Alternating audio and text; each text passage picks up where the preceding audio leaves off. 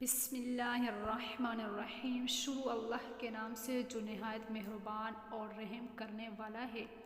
حضرت عائشہ صدیقہ رضی اللہ تعالیٰ عنہ فرماتی ہے، میں اللہ کے رسول صلی اللہ علیہ وآلہ وسلم کے ساتھ ایک ہی برتن سے غسل کیا کرتی تھی۔ آپ صلی اللہ علیہ وآلہ وسلم مجھ پر شفقت فرماتے تو میں کہتی مجھے بھی پانی دیجیے، مجھے بھی پانی دیجیے۔ ایک اور روایت میں ہے کہ نہاتے وقت میرا رسول صلی اللہ علیہ وسلم کا ہاتھ ایک ہی برتن سے پانی لینے میں آگے پیچھے ہوتا تھا۔ اور حضرت عائشہ صدیقہ رضی اللہ تعالیٰ عنہ فرماتی ہے کہ نہ تو آپ صلی اللہ علیہ وسلم نے کبھی میرے سطر کی طرف دیکھا اور نہ ہی میں نے کبھی آپ صلی اللہ علیہ وآلہ وسلم کی سطر کی طرف دیکھا۔ میاں بیوی کے تعلق سے کچھ ایسے مسائل ہیں جن کا جاننا انتہائی ضروری ہے، مگر ہماری اکثریت اس سے لا علم ہے، کیونکہ دینی کتب ہم پڑھتے نہیں ہیں اور عالم دین سے پوچھنے میں شرم آتی ہے۔ اللہ عز و جل حق بات سے نہیں شرماتا اور حق بات کو قرآن کریم میں کھول کھول کر بیان کیا گیا ہے۔ میاں بیوی ایک ساتھ غسل کر سکتے ہیں، ان کے لیے ایک دوسرے کے سارے بدن کو دیکھنا جائز ہے۔ شرعاً ممانعت نہیں ہے، البتہ شرمگاہ کی طرف دیکھنا خلاف ادب اور ناپسندیدہ ہے۔ خاص جماع کے وقت بات کرنا مکروہ ہے، اس سے بچے کے توتلے ہونے کا خطرہ ہوتا ہے۔ اسی طرح اس وقت عورت کی شرمگاہ کی طرف نظر کرنے سے بھی بچنا چاہیے کہ بچے کے اندھا پیدا ہونے کا امکان ہے۔ بالکل برہنہ ہو کر بھی نہ کرے ورنہ بچے کے بے حیا ہونے کا اندیشہ ہے۔ حضرت عائشہ رضی اللہ تعالیٰ عنہ نے عرض کیا، یا رسول اللہ صلی اللہ علیہ وآلہ وسلم، بہت سا ثواب مل گیا مردوں کے بارے میں بھی عشق کے بارے میں۔ ارشاد فرمائیے، یہ سن کر حضور صلی اللہ علیہ وسلم مسکرائے، فرمایا مرد عورت کا ہاتھ پکڑ کر مانوس کرتا ہے تو اس کے لیے ایک نیکی لکھ دی جاتی ہے، جو مرد پیار سے اپنی عورت کے گلے میں بازو ڈالتا ہے اس کے حق میں 10 نیکیاں لکھ دی جاتی ہے۔ جب وہ عورت سے مباشرت کرتا ہے تو دنیا و ما فیہا سے افضل ہوتا ہے۔ جب غسل کرتا ہے تو بدن کے جس بال پر سے بھی پانی گزرتا ہے اس کے لیے ہر بال کے بدلے میں ایک نیکی لکھی جاتی ہے اور ایک گناہ معاف ہو جاتا ہے اور ایک درجہ بلند کر دیا جاتا ہے۔ اور غسل کرنے کے عوض میں جو چیز دی جاتی ہے وہ دنیا و ما فیہا سے بہتر ہوتی ہے۔ بے شک اللہ تعالیٰ اس پر فخر کرتا ہے اور فرشتوں سے کہتا ہے کہ میرے بندے کی طرف دیکھو، کیسے سرد رات میں غسل جنابت کے لیے اٹھا ہے اور اس بات پر یقین رکھتا ہے کہ میں اس کا رب ہوں، تم اس پر گواہ رہو کہ میں نے اسے بخش دیا۔ محترم ناظرین، بہترین بیوی وہ ہے جو سونے کے کمرے میں اپنے حسن و جمال اور بستر میں خاوند کے ساتھ خوبصورت اور طور و اطوار سے اپنے پیار کے جادو میں جکڑے، اس کے مقصد پر نگاہ رکھے اور غور کرے کہ اس کا خاوند کیا چاہتے ہیں اور پھر اس کی پسند سے بھی بہتر انداز میں اپنے آپ کو اس کے سپرد کر دے، نرم گفتگو کرے اور اس کی رغبتوں اور چاہتوں کو پورا کرتے ہوئے اسے سیر کر دے، کبھی بھی اس کے بستر پر جانے سے مت روکے۔ اگر وہ اس کے ساتھ مقاربت کا خواہش مند ہے تو قطعاً نافرمانی نہ کرے، کیونکہ اللہ رب العزت کے ہاں یہ بہت بڑا گناہ ہے۔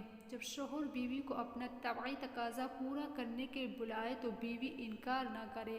اس سلسلے میں احادیث مبارکہ میں واضح تعلیمات موجود ہیں، چنانچہ ارشاد نبوی صلی اللہ علیہ وسلم ہے، خاوند بیوی کو اپنی حاجت پوری کرنے کے لیے بلائے اور بیوی انکار کرے، جس پر شوہر غصے کی حالت میں رات گزارے تو صبح تک فرشتے اس عورت پر لعنت بھیجتے رہتے ہیں۔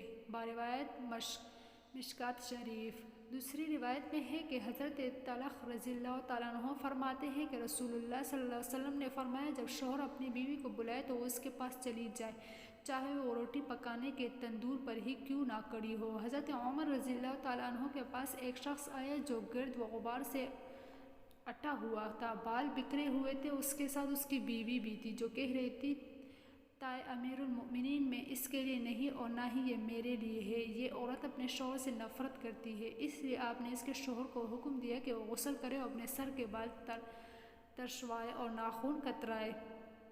جب شوہر فارغ ہو کر آیا تو آپ نے کہا، اپنی بیوی کے سامنے جاؤ۔ بیوی نے دیکھا تو دم بخود رہ گئی اور نہ پہچاننے کی وجہ سے پیچھے ہٹنے لگی۔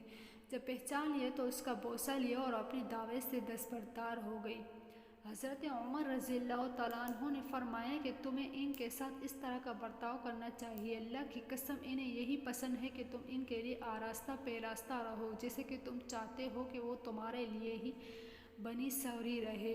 حضرت امام غزالی رحمۃ اللہ علیہ فرماتے ہیں کہ جمع کرنا جنت کی لذتوں میں سے ایک لذت ہے۔ حضرت سیدنا جنید بغدادی رحمۃ اللہ علیہ فرماتے ہیں انسان کو جمع کے ایسے ہی ضرورت ہے جیسے کہ غذا کی۔ حدیث نبی صلی اللہ علیہ وسلم ہے کہ مرد کا اپنی بیوی کے ساتھ اکٹھے سونا، ایک ہی بستر میں سونا افضل ہے، الا یہ کہ کسی ایک کو عذر ہو، اس لیے کہ مقصد ہم بستری کرنا نہیں بلکہ مقصد بیوی کے دل کو خوش کرنا ہے۔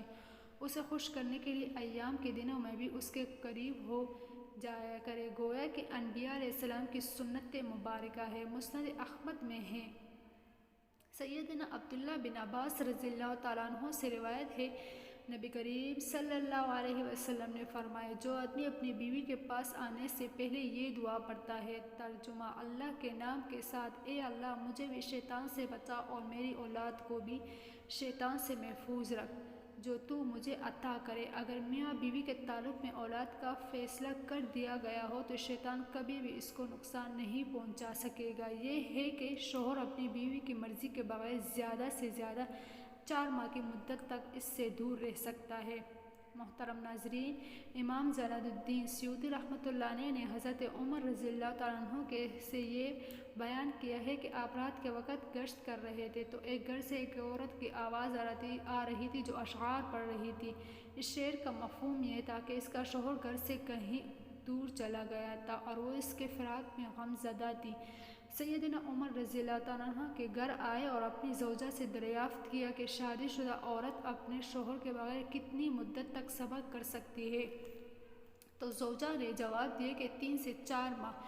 اس پر آپ رضی اللہ تعالیٰ نے جواب دیا کہ 3 سے 4 ماہ۔ اس پر آپ رضی اللہ تعالیٰ نے حکم جاری کر دیا کہ ہر فوجی کو 3 سے 4 ماہ کے بعد ضرور چھٹی دی جائے گی تاکہ ہر فوجی اپنی بیوی کا حق ادا کر سکے۔ اللہ تعالیٰ ہمیں دین حق پر چلنے کی توفیق عطا فرمائے اور بیوی سے محبت اور ان کے حقوق ادا کرنے کی توفیق عطا فرمائے، آمین ثم آمین۔ آپ سب سے گزارش ہے کہ ویڈیو پسند آئے تو لائک کر دیا کریں اور چینل کو سبسکرائب کریں۔